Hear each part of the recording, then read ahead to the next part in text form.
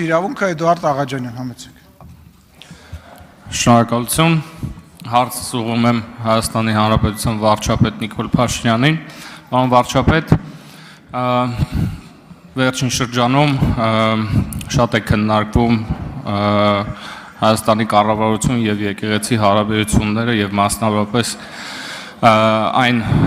թեմաները, որ այսօր հիմնականում քննարկվեցին այդ թվում ազգային ժողովի ամբիոնից եւ հասարակական տարբեր շրջանակներում այս հարցը բնականաբար մեծ քննարկումների առիթ է տվել եւ այս քննարկումների շրջանակներում ամենահաճախ հնչող հարցերից մեկը նա է, թե ինչու է կառավարությունը հենց այս բանին որոշել է հարցերը բարձրացնել, որովհետեւ կա տպավորություն, որ այս խնդիրները մեր հանրության շրջանակներում վաղուցվանից արդեն պարզ էին եւ հանրության լայն շրջանակներում արդեն տեղեկացված էին այն բոլոր խնդիրների մասին, մասնավորապես արատավոր խնդիրների մասին, որոնք կան մեր եկեղեցում։ Ես կխնդրեի այս հարցին անդրադառնալ։ Շնորհակալություն։ Հարցին կպատասխանի Հայաստանի Հանրապետության վարչապետ Նիկոլ Փաշինյանը, համեցեք, պարոն վարչապետ։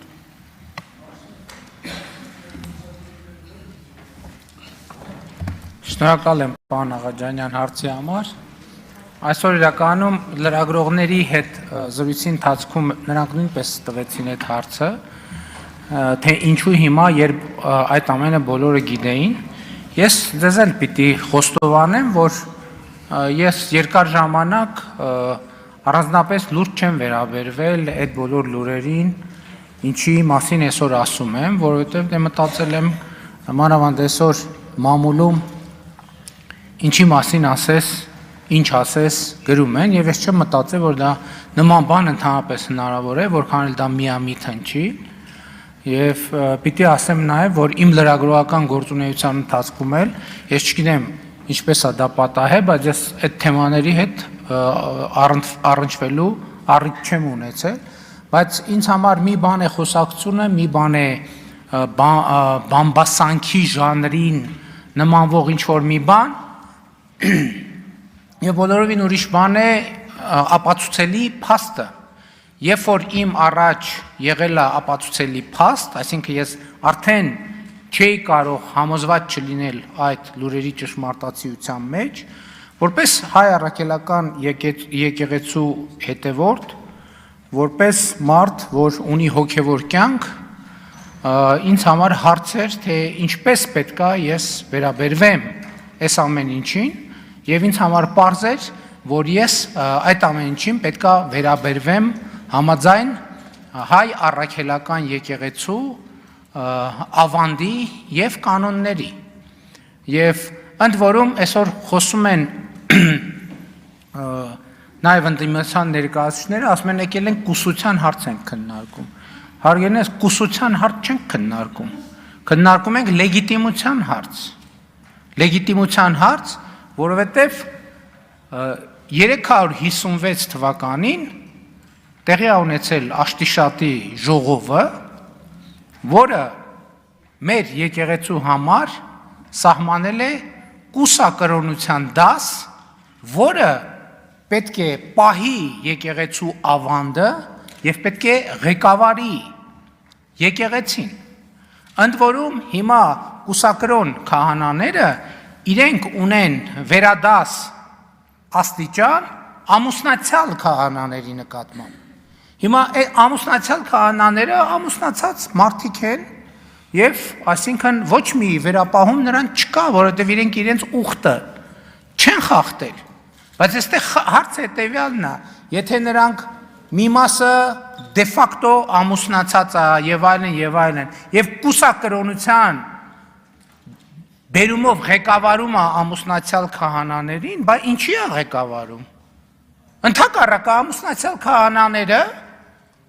այս համատեքստում եւ հոգեվոր եւ բարոյական առումով շատ ավելի բարձր են, որովհետեւ նրանք իրենց հոգեվոր ուխտը չեն խախտել, քան նրանք, ովքեր իրենց հոգեվոր ուխտը խախտել են։ Ընդ որում ես էլ եմ ասում, ես հիմա ինչ գրում եմ եւ ասում եմ, ես այն երկրորդ գիրքը չբերեցի, Ես ամեն ինչը, ինչ նախադասություն ասում եմ, հիմնավորում եմ հայ առաքելական եկեղեցու կանոններով։ Հիմա իմ ձեռքի տակ է, օրինակ, 2020 թվականի հրատարակության Մայրաթոր Սուրբ Էջմիածնի հրատարակության համաբարբար կանոնագիրք հայոց կոչվող կանոնների ժողովածու, որտեղ հստակ սահմանվում է, թե կուսության ուխտի զանցառման պարագայում ինչա տեղի ունենում։ Չէ, բանում կոչվում է կուսության ուխտ, այդ ամեն ինչ իրար հետ կոչվում է կուսակրոնություն։ Կուսության ուխտ։ Տենց է կոչվում։ Եվ հստակ սահմանված է, թե ինչա տեղի ունենում։ Ես դες ընդ որում այն մյուս հայոց կանոնագրքում տասնյակ հոդվածներ կան, ես մի օրինակ վերեմ։ Ուրեմն կանոնագրքի կանոն անկյուրիա կոչվող ի կանոնը ասում է հետևյալը. նրանց մասին, որոնք չափահաս են դառնում եւ խոստանում են կուսությունը պահել եւ դրժում են խոստումը հոգեվորականների մասինը,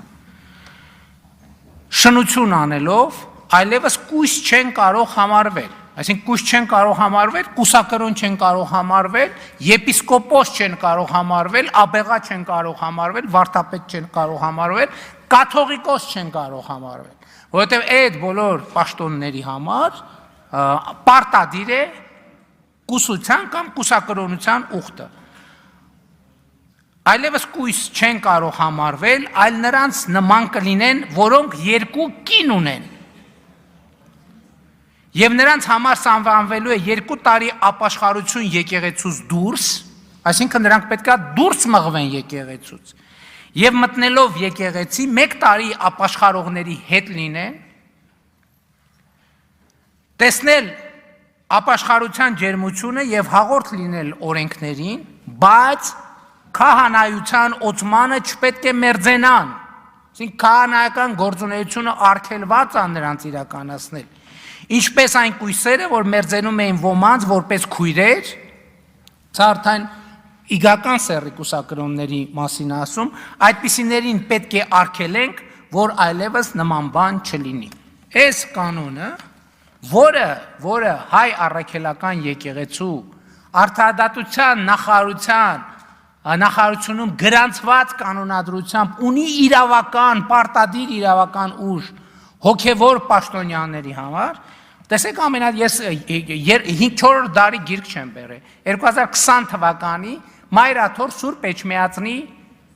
պաշտոնական հրատարակություն կանոնների պաշտոնական ժողովածու։ Այս ժողովածուն ասում է, որ օրինակ Կտրիչ Ներսիսյանը կաթողիկոս չի ինքը իրավունք չունի հաղորդակցվել մեր եկեղեցու սրբությունների հետ, ինքը եկեղեցից կանոնը ասում է եկեղեցուց դուրս պետք է մղվի եկեղեցուց,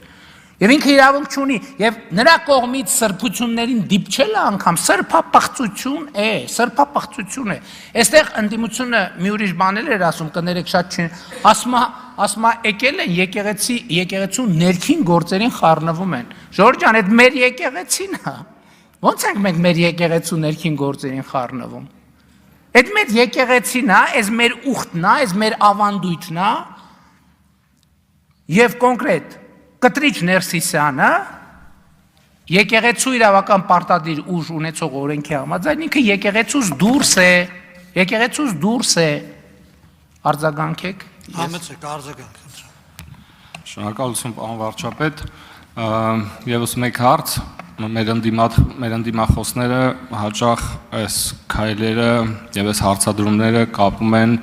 եկեղեցու քաղաքականությամբ զբաղվելու համատեքստում իրենց բնորոշմամբ ռեպրեսիաների կառավարության կողմից իրականացված ռեպրեսիաների տեսքով եւ ես անկեղծորեն նաեւ ինքս կուզեի այդ համատեքստում մեր կողմից այդ հարցը բարձրացնել, իսկ ընդհանրապես արդյոք եկեղեցին իրավունք ունի ծավալել այն գործունեությունը, որը վերջին 1 եւ ավել տարիների ընթացքում ծավալում է եւ մանավանդ այն համատեքստում, երբ մեզ մեղադրում են հակասահմանադրական ընդհուպ գործունեության մեջ կուզեի անդրադառնալ եկեղեցի կառավարություն հարաբերություններին այս համատեքստում, այսինքն կառավարությունը մտնում է եկեղեցու ներքին գործերի մեջ եւ հակառակը եկեղեցին մտնում է քաղաքականության մեջ։ Պարոն Աղաջանյան, տեսեք, եկեղեցին քաղաքականությամբ զբաղվում էր 2020 թվականին։ Եկեղեցին քաղաքականությամբ զբաղվում էր 2021 թվականին։ Եկեղեցին քաղաքականությամբ զբաղվում էր 2022 թվականին։ Եկեղեցին քաղաքականությամբ զբաղվում էր 2023 թվականին։ Եկեղեցին քաղաքականությամբ զբաղվում էր 2024 թվականին։ Այդ հարցերի մասին ես խոսել եմ։ Չեմ խոսել։ Ինչու եմ հիմա խոսում։ Որովհետև հիմա ես առերեսված եմ փաստի հետ, որպես հայ առաքելական եկեղեցու հետևորդ եւ այո, նաեւ որպես վարչապետ, որովհետև չեմ կարող կիսել այդ երկու իմ բնությունները, առերեսվել եմ փաստի հետ, որ մեր սրբության սրբոցում տեղի ունենում պղծություն։ Հասկանում եք, ես տեղի իմ ոչ միայն իմ, բայց այդ թվում նաև իմ սրբության սրբոցում տեղի ունենում պղծություն։ Ես գիտեք, ես հոգևոր զգացմունքներ ունեցող մարդ եմ եւ դա երբեք չեմ էլ թաքցրել։ Ես ասենք Սուրբ Զատիկը եւ Սուրբ Ծնունդը ուղերձով եմ հանդես գալիս եւ սաղմոս եմ արտասանում։ Ես երբեք իմ հոգևոր զգացումները չեմ թաքցրել։ Եվ ես հիմա առերեսված եմ այս փաստի հետ։ Ես մի կողմից մեր եկեղեցին, մեր սրբության սրբոցը, մյուս կողմից իմ ու Աստծո հարաբերությունները։ Չեմ կարող այս փաստը ուղղակի նայեմ, ասեմ, վայ, դիտորդ եմ ես չեմ կարող դիտորդ լինել, որովհետև մեր, այդ թվում նաև իմ սրբության սրբոցը գտնվում է պղծություն իրականացնող կուսակրոնության ուխտագիրը խախտած, ընդ որում կուսակրոն քահանաները բոլորը առանց բացառության, երբ որ կուսակրոնություն են ընդունում, իրանք Մայրաթորի խորանի առաջ ծնկաչոք տեքստ են արտասանում, երդվում են, որ չեն երդվում, որովհետև նոր կտակարանը ասում է մի երդվիր, ասում են, որ ուխտը ստանձնում են եւ խոստանում են, որ կուսակրոնության ուխտը ստանձնում են կամավոր եւ խոստանում են, որ կպահեն, հավատարիմ կմնան եւ կվարեն պարկեշտ կյանք եւ այլն եւ ստորագրում են այդ թուղթը։ Իրենք իրենց ստորագրած թուղթը խախտել են։ Ոնց կարանք մենք թույլ տանք, որ վեհարանում գտնվի մի մարդ, որը արհամարել է Մայրաթոր Սուրբ Էջմիածնի խորանի առաջ ծնկաչոք իր ստանձնած ուխտը, ոնց կարանք մենք դա հանդուրժենք։ Եվ ոչ միայն նա, ես համաձայն չեմ հանդուրժել դա։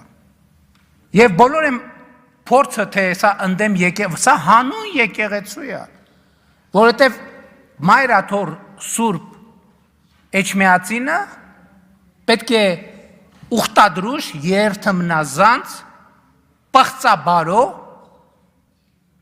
ներկայությունից ազատվի։ Շնորհակալ եմ, կներեք, որ երկարացրի։ Ռուստամ Բաքոյան։